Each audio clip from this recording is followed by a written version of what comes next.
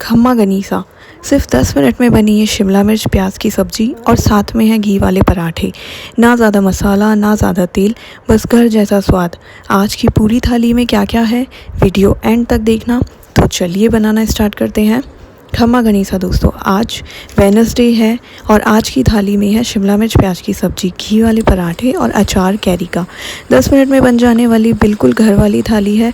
अगर आप भी जल्दी में हो और टेस्टी खाना बनाना चाहते हो तो वीडियो को स्किप मत करना। कढ़ाई के अंदर तेल गरम करके मैंने इसके अंदर डाल दिए हैं लंबे लंबे कटे हुए शिमला मिर्च और प्याज। साथ ही में मैंने इसके अंदर डाल दिया है हल्दी और नमक। हल्दी और नमक डालने से हल्दी और सब्ज़ी नमक से ढंग से पक जाती है और कलर भी अच्छा आ जाता है। हमें इसे ढक के पका लेना है। और ये देखिए हमारे बिल्कुल सॉफ़्ट हो चुके हैं। ज़्यादा हमें सॉफ़्ट इसे नहीं करना है।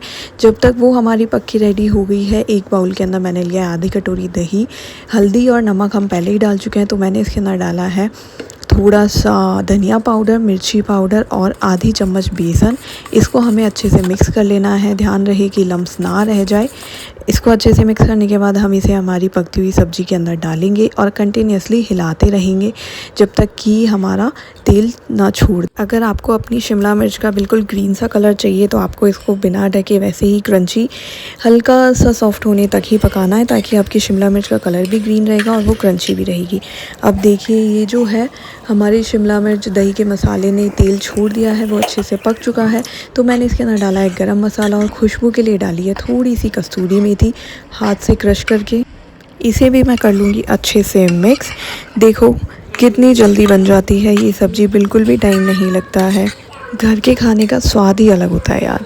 तो कैसी लगी आज की थाली कमेंट में ज़रूर बताना। अब हम कर लेंगे इसकी अच्छी सी प्लेटिंग, या फिर आपको लंच बॉक्स में रखना है तो आप उसके अंदर भी रख सकते हो।